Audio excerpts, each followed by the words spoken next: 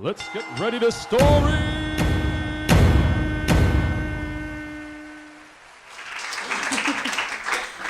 Okay, so keeping in with tonight's theme of Heartburn, I want to tell you a story about my unrequited love for 80s pop and punk music icon, Mr. Billy Idol. I've always loved Billy Idol my whole life, but for some reason when I was about 22 years old, I was a senior in college about 3 hours away, he had a very magical resurgence in my life. I started listening to him a lot more, thinking about him a lot more. I was really obsessed for a little while. I'm in school, I'm broke, and then I happen to find out he's going on tour, and not only that, but he's going to be performing at the Kirby Center in Wilkes-Barre, which just seemed like it was a sign from the universe. I had to go see him. He was so close to my home. But I'm so broke, and I know I won't even make it home unless I get all new tires on my car, which is a lot of money. But this was before I knew there was such a thing as buying used tires. So for $125, got my car road ready and bought my ticket to see Billy all by myself. Wasn't even going to bring anybody with me because this was about me and him and nobody else. And so I get my ticket, I, put on, when we're about 22, when we're in college, we're sort of at our physical, peak form, where our metabolism is, real high. And thankfully, I had the presence of mind to know, this was probably about the best it was going to get for me in my life. And I was feeling real confident going to this show. He was going to see me, he was going to want me, we were going to be happily ever after. So I put on, my sluttiest outfit that I could at the time, which, looking back, was really not cute. It was just, a little mini jean skirt and, a bright pink top and, fishnets and, a black boots, and just teased my hair up real good for him. And I just figured that's what he likes. I don't know. And I make my way home. I park in the back of the Kirby Center. I didn't realize at the time that's also where the tour buses would be parked.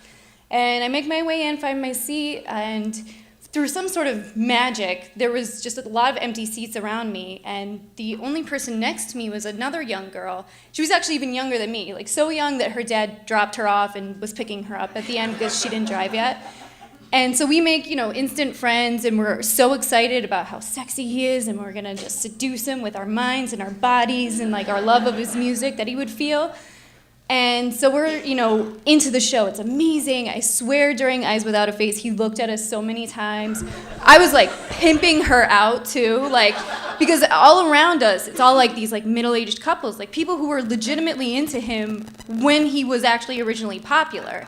So I felt real young and real hot about it, and I was just dance harder, sexier. And she was I'm trying.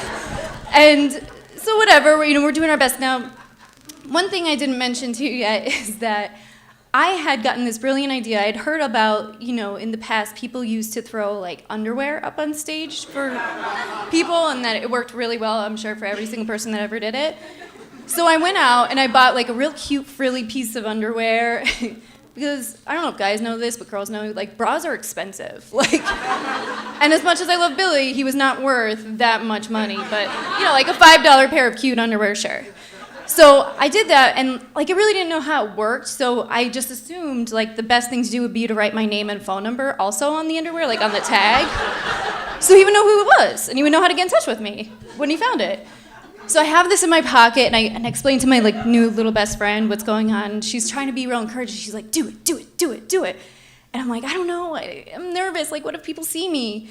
And she was like, do it. And the whole time, song after song's going by, lights go down, they come back up, and I'm just too nervous. We're only about 8 rows back. And finally, one time, she was like, do it. And I'm like, all right, this is it. I get them out. Get in slingshot formation. The lights come back up, and I let my sexy dreams go flying through the air. And now I want you to think, again, these people that were there, they were real into Billy when he was originally popular, in the 80s. So the only person that's maybe more excited than me to be there at this night is this lady in the front row with the biggest hair, the biggest teased hair ever. And so I watch in slow motion as my sexy dreams go flying through the air, and I'm like, it's happening. And then it lands in this woman's hair, she's here, it's up here. Like, that's how bad it was. And I'm like, no. And then I watch again, the world has slowed to slow motion, and I see her reach up like, what? And pull it down, and in my dreams I'm like, just up. And then she's like, no, and throws it down. I was like, no, my dreams. And, whatever. So the show's over. I'm like, oh, I gave it a good try. It was a great show anyway, whatever. So me and my little friend go around to the back. Like, we finally heard through the grapevine in the lobby or whatever that the tour bus is in the back of the building. I'm like, that's where I'm parked. Let's go. And so we go back there. We had long missed Billy. Like, he, booked it to his tour bus way ahead of us. But there's lots of people there standing around waiting for autographs. And then, this roadie comes over. And my friend, she was like, her dad's, calling her. She's like, I gotta go. I have school tomorrow. I'm like, all right, bye. And I'm still standing there, I'm freezing, but I'm, trying to look cute the whole time. And this roadie comes over. He's like, hey, where's your little friend? And I was like, oh, she had to go. She had to go. And he was like, oh, do you want some guitar picks? Some Steve Stevens guitar picks? I was like, yes, I do. And he puts them in my hand, and then he's like, do you want to hang out, on the tour bus? And with zero sense of self-preservation, I was like, yup. And so I go, not to Billy Idol's tour bus, but to the cruise tour bus. I still tell people it was Billy Idol's tour bus. I mean, technically it was. And so I'm hanging out with these guys, it's a lot of the roadies and whatever, and we're eating pizza and drinking fancy beers, which at the time was it was poison to me. I was in my Malibu Bay Breeze phase at this time too, so it was terrible, and I'm trying to act real cool.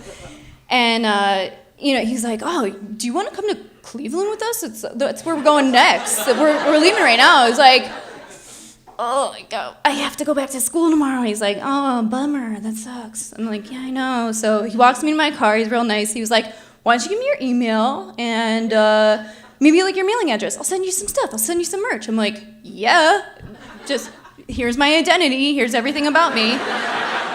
And so whatever, I go back to school with a pretty decent story about how great the show was and how I hung out on Billy Idol's tour bus. And this guy starts sending me t-shirts, but also underwear, Billy Idol official merch underwear, however, where I wasn't even creeped out. I was like, sweet, every time I opened up a package.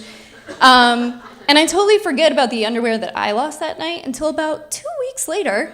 And my phone rings, and it's no, I couldn't tell if this was like a teenage boy who just hit puberty or a grown woman who was going through some stuff. I'm not really sure. And he or she is like, is this Patrice? And I was like, yeah, hey, what's up? And they're like, I got your underwear. And I was like, and flash forward 10 years later, and here we are, getting ready to get married in October. That part's not true, actually. No, that's not true. That's not true. That's not true.